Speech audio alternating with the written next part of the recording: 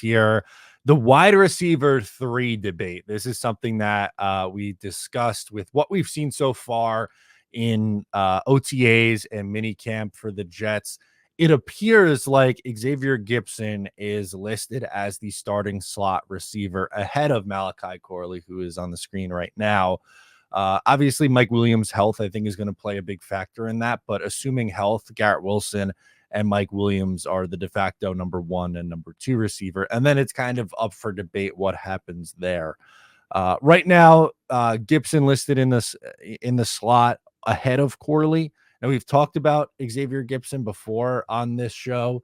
I thought he had some nice flashes as a rookie, but I don't know if it was enough for me to say at the end of the day that I would put him above someone like a Malachi Corley in my wide receiver pecking order. So I'm not sold that this depth chart sticks with Gipson listed as the starter right now. Yeah, and for whatever it's worth, PFF has Corley listed as the starter in the slot. So I guess it depends which outlet you're looking at. If it were up to me, I'm getting Malachi Corley on the field as soon as possible. I mean, I love that kid. Like, his talent is immeasurable. The potential is there. Maybe I wasn't as high on him as some others in the pre-draft process, but that was more looking through the lens of the Giants. I didn't think that was the receiving talent that they needed. They needed someone who could go vertical, play more on the outside. They've got a slot guy in Wan'Dale Robinson, so I thought that might have been redundant. But for this Jets team, needing a guy who can be a spark plug for you with yards after the catch, I mean, Malachi Corley is such an exciting talent that I imagine they're going to want to get onto the field as soon as possible. The question will be Nathaniel Hackett and his ability to maximize the potential of Malachi Corley. That will come into question.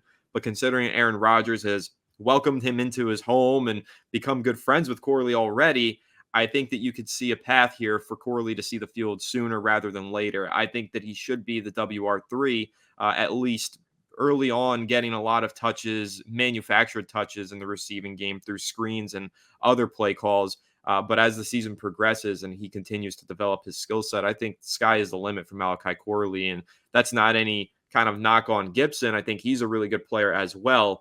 But I just see such immense potential in Corley that I feel like you got to get him on the field ASAP. Yeah, I'm with you on that. And this is something that I think a lot of people have been frustrated with from this Jets regime when Robert Saleh and company has come in here. They usually take on their young players like very, very slow. I brought up an example a few weeks ago when this first came up with Sauce Gardner having to compete for a starting job with Bryce Hall, like the fakest of cornerback competitions of all time. And then in August is like, oh yeah, Sauce Gardner won the battle. He's going to be the starter. Go figure. The corner who was taken 4th overall is going to be a starter. And then that same year, Garrett Wilson really did not play a whole lot in week 1 against Baltimore, especially in the first half. I don't think he had a target that first half, if memory serves correct. Had a couple of nice plays in the second half of that game when it was already over. But moral of the story, they tend to bring their young guys, especially rookies, on slowly and not rush them. And I get that, but at the same time, like, I'm not willing to not give him the opportunity just because there's a veteran there who probably isn't as good. But it feels like this staff really has a bias in a way towards the veteran. They feel more comfortable going with a vet over a little bit of an unknown as, a young rookie player here with Corley. But I agree with you. I think he is the more talented player, and I would put him on the field as, Johnny Boy says here, Corley in the slot will be able to take some hits because of his build. Gipson is super small, and I feel like he wouldn't be able to take hits. I think that's a completely fair point, especially when you consider the slot does most of their work over the middle of the field.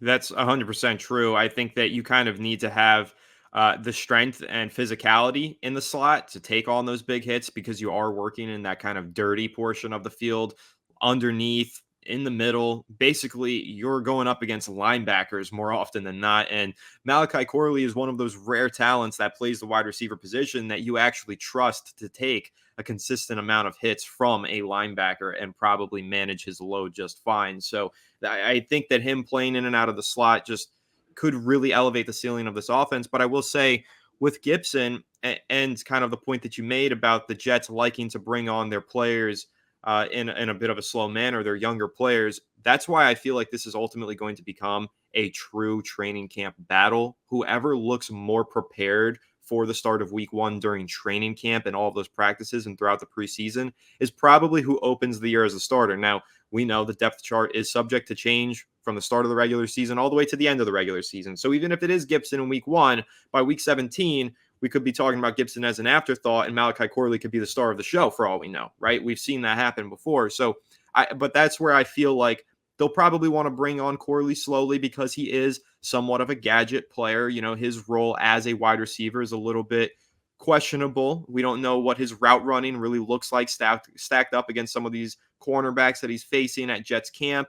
So it's going to come down to how he performs during training camp. Is he really ready for this NFL level? Can he make that kind of an impact? And if the Jets coaching staff feels like they might get a better boost in the early portions of the season with Gibson in the slot, then they'll probably roll with him. But I do think this is one of the most intriguing storylines that will occur during training camp because it truly does feel like a position battle that gets sorted out throughout the summer and then continues into the regular season.